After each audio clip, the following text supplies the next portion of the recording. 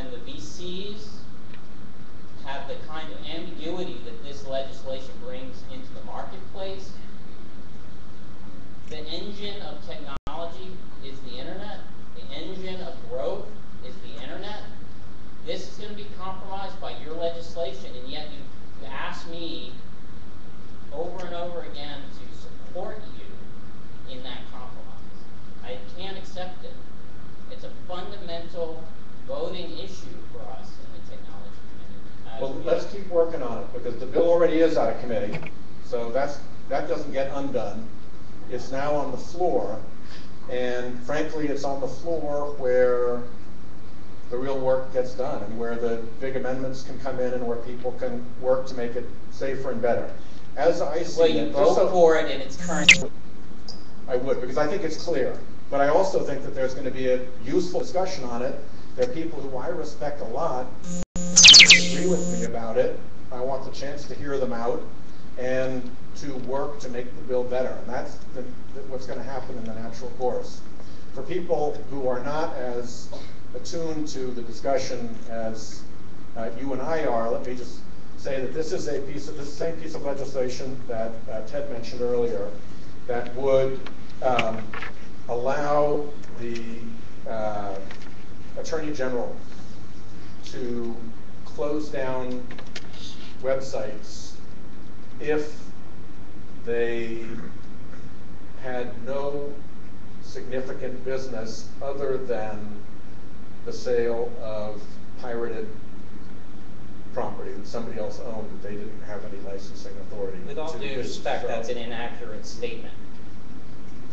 What it would do is block communication coming into the U.S. from foreign-controlled websites, which may be legal in their own countries, but it wouldn't allow you to access them directly using the DNS. It would not allow you to access them directly if the Attorney General had gotten a court order that got a judge to agree that they did no significant business other than to sell pirated other people's property without having the authority to do so.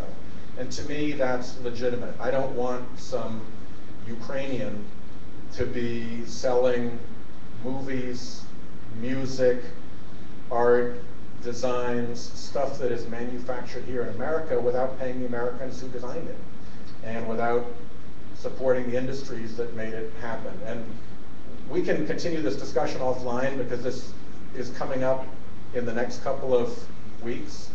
And you know, I'm going to be very involved in this discussion. I do want your input, so stay in touch, all right? And we'll keep talking about it because there are going to be amendments, and I'm interested in your input to see what improvements you suggest. Because but the one thing that I don't think we should, I hope that we agree on, is that people who are criminals and who are selling something they're not entitled to sell don't have a right to do that. They don't have a right to do that if they're doing it at the corner store and it's a stolen DVD, or you know, the phony watches under the raincoat, and they don't have a right to do it just because they're doing it over the internet either. I think we probably agree on that, I hope anyway. We had a young man here who had his hand up. Let me turn to him.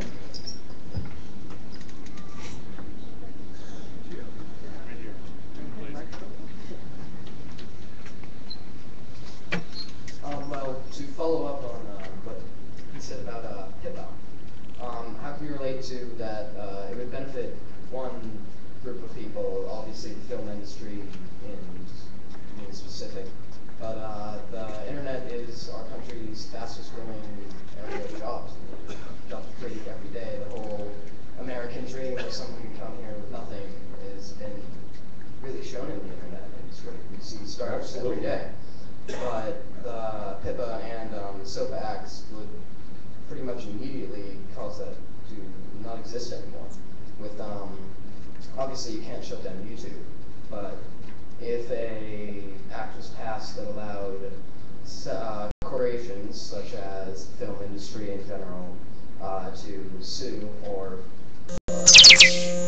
to shut down websites, startups such as even Facebook and Twitter could be completely destroyed. Twitter, which allows users to post anything, including links, the website Twitter can be held accountable for links posted, which isn't exactly fair. I don't think under the Senate bill they could be held accountable under that circumstance. I may be wrong about that, I'll double check, but I think that that's one of the differences between the Senate bill and the House bill. But I don't think it's an accurate criticism of the bill to say that it would shut down the internet. The one thing that it would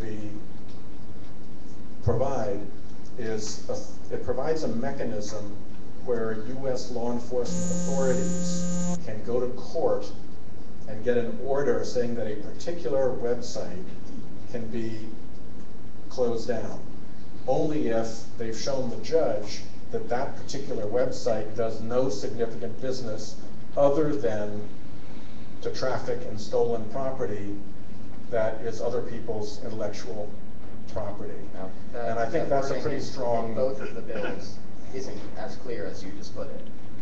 Well, that's why working on the legislative language is important, and that's the kind of stuff that's going to happen on the floor. That's my view of what it says, and that's certainly my intention. But such an ambiguous wording as that can be applied to all manner of websites, all manner of web content. I don't think so. I think it's hard to argue that. I think if your standard is you're doing no significant business other than illegal sales of pirated goods, I think no significant business other than that is a pretty strong standard. In either of the bills. I believe it does in the Protect IP Act. I don't have the exact language in front of me, but I think that's the standard. It has to do no significant business other than the sales of those. So I know for a fact it doesn't state that in the SOPA Act. But yeah, SOPA is not. Do you think if HIPAA gets passed, SOPA will follow? I think they're very similar. I think that if the Protect IP Act gets passed, that will be the model, because it will have passed with strong bipartisan support in the Senate, and I think the House will stick to that. Now, it may be that what happens is that both bills get passed, and then they go to what they call conference. As you know, if the House passes a bill and the Senate passes a bill and they're different, that can't become a law. So they've got to go into what they call a conference, and the conferees sit down and they hash out the differences, and they come up with an agreed bill that then has to go back and be passed again. And I don't think it's going to get to look more like the House bill. I think it's going to get to look more like the Senate bill.